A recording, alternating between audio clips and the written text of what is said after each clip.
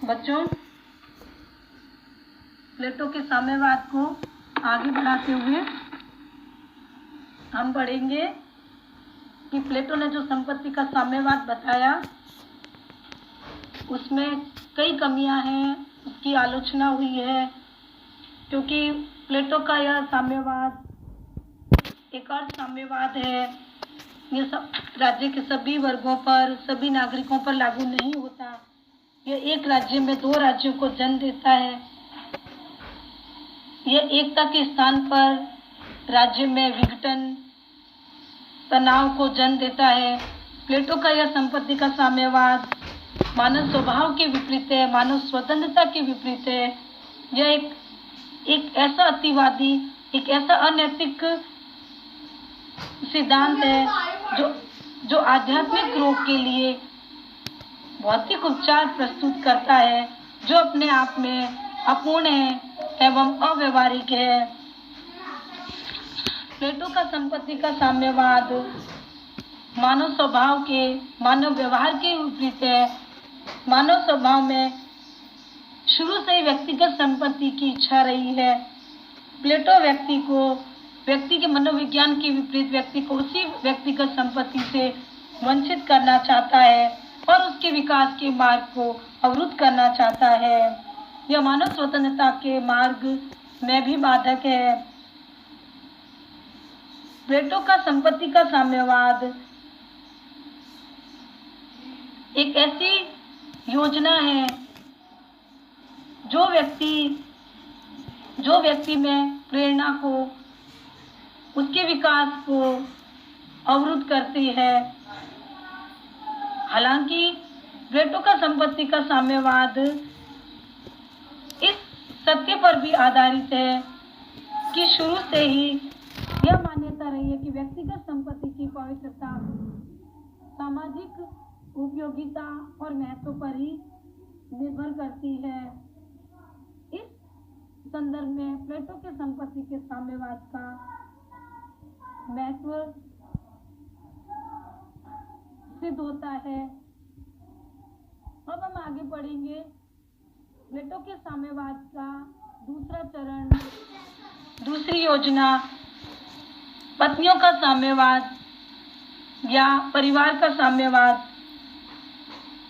संपत्ति की तरह प्लेटो को भी परिवार एक ऐसी बुराई नजर आया जो कि आदर्श राज्य की प्राप्ति में बहुत बड़ी बाधा है।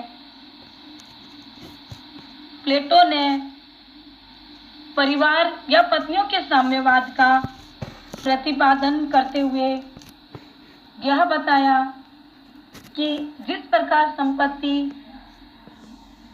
शासकों को भ्रष्ट करती है, उसी प्रकार परिवार भी शासकों को स्वार्थ से प्रेरित करता है। उनमें काम, वासना, मोह जैसे अवगुण उत्पन्न करके राज्य के विकास में और उसके न्याय में बाधा उत्पन्न करता है। इसीलिए प्लेटो ने शासकों को परिवार जैसी संस्था से वंचित किया, जहां जिस घर को व्यक्ति प्रेम, सहयोग, सुरक्षा का घर समझता है, प्लेटो ने उसे वासना, मोह, स्वार्थ और संकीर्णता का घर समझा। प्लेटो नहीं चाहता था कि उसके दार्शनिक शासकों में किसी भी प्रकार की स्वार्थ की, मोह की, वासना की भावनाएं आए। इसीलिए उसने अपने शासकों को परिवार जैसी संस्था से वंचित कर दिया। पत्नियों का साम्यवाद पत्नियों के सामूहिक त्याग के साथ साथ उनके सामूहिक स्वामित्व की बात करता है। जब संपत्ति का साम्यवाद केवल सामूहिक परित्याग की बात करता है, वहीं पत्नियों का साम्यवाद सामूहिक त्याग के साथ साथ सामूहिक स्वामित्व अथवा उपयोग की बात करता है। प्लेटो ने परिवार के साम्यवाद का यह कहकर समर्थन किया कि यह स्त्रियों के उद्धार के लिए है।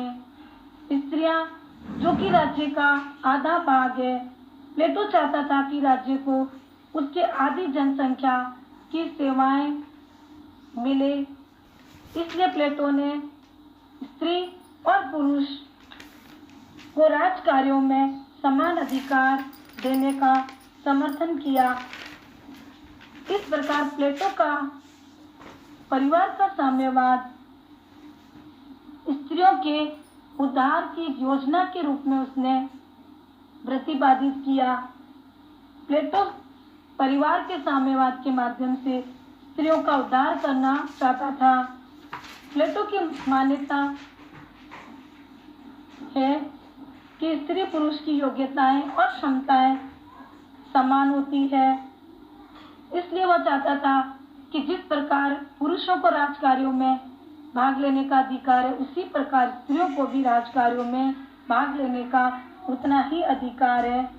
राज्य को उसके आधे सदस्यों की सेवाओं से वह लाभान्वित करना चाहता था। उसी उद्देश्य के रूप में प्लेटो ने पत्नियों का अथवा परिवार का साम्यवाद प्रतिपादित किया। दूसरा, प्लेटो ने उत्तम संतान की प्राप्ति के लिए भी पत्नियों के साम्यवाद की बात कही। अर्थात प्लेटो विवाह, यौन संबंधों और संतानोत्पत्ति पर भी राज्य के नियंत्रण की बात करता है। प्लेटो का मानना था कि परिवार जैसी कोई संस्था नहीं होती।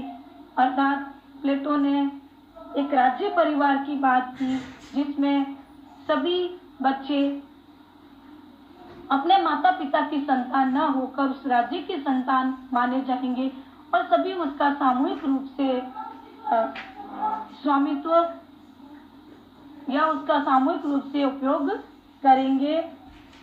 तीसरी बात, प्लेटो परिवार के साम्यवाद के माध्यम से राज्य में तेरी और मेरी के प्रश्न का अंत करना चाहता था।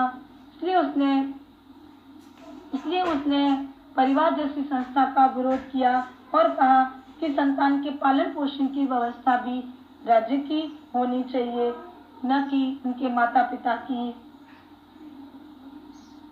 वह तेरी मेरी के प्रश्न को समाप्त करके यह चाहता था कि कोई भी संतान पारिवारिक संकीर्णता और स्वार्थ से प्रभावित नहीं हो और राज्य में एकता, शांति बनी रहे और किसी तरह से राज्य में शासक वर्ग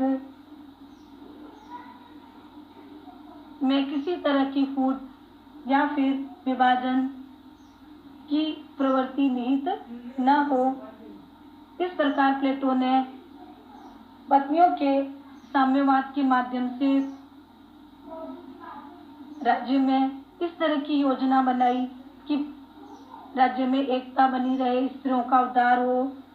लेकिन प्लेटो के पत्नियों के साम्यवाद का अगर हम विश्लेषण करें तो इसमें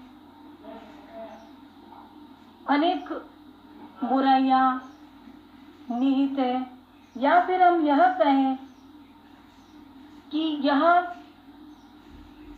यह योजना एक प्रकार से अप्राकृतिक, हास्यास्पद, अस्वाभाविक, अनैतिक व असभ्य समाज की प्रतीक है। जहाँ तक स्त्रियों के उद्धार का या राजकार्य में हिस्सा लेने का प्रश्न है, वहाँ प्लेटो की योजना क्रांतिकारी है, आधुनिक है, व्यवहारिक भी है। लेकिन अगर हम विवाह, संतानोत्पत्ति और यौन संबंधों पर राज्य के नियंत्रण की बात करें तो प्लेटो की यह साम्यवादी योजना अप्राकृतिक है, अव्यवहारिक है और अस्वीकार्य भी है। प्लेटो के पत्नियों का साम्यवाद अनावश्यक है।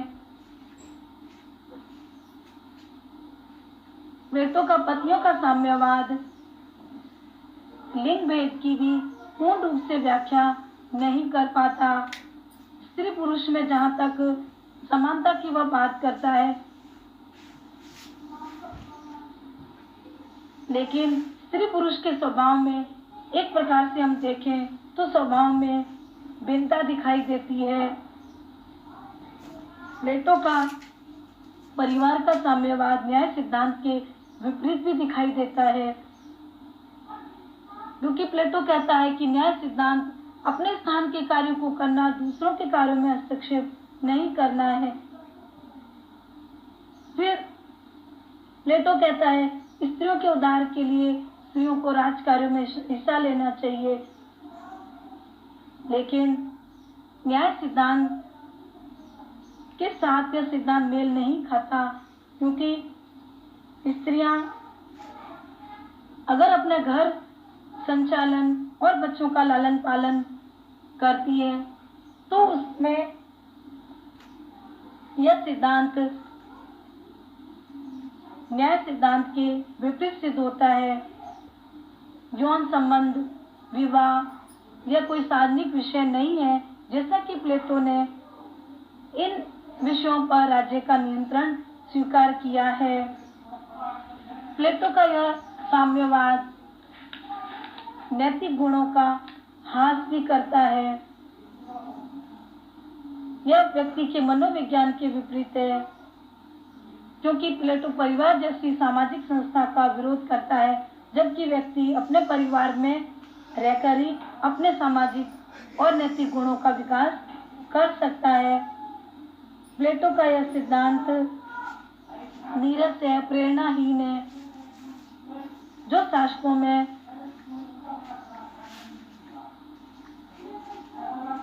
नीरसता को जन्म देता है, क्योंकि अगर शासक अपने परिवार से, अपने पारिवारिक सुख से वंचित होंगे तो शासक अपने शासन संबंधित कार्यों को भी उत्साहपूर्वक नहीं कर सकते।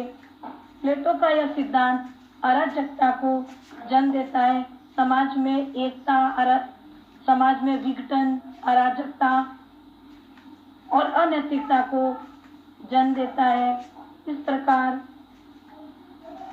हमने प्लेटो का जो साम्यवाद पढ़ा, उसमें व्यक्तिगत संपत्ति और परिवार का जो उसने विरोध किया है वह अस्वाभाविक है, अप्राकृतिक है, अनुचित है, अव्यवहारिक है, क्योंकि व्यक्तिगत संपत्ति और परिवार मनुष्य की वह स्वाभाविक प्रवृत्तियां हैं जो व्यक्ति को एक सामाजिक, एक नैतिक प्राणी बनाती है और समाज के विकास को आगे बढ़ाती है।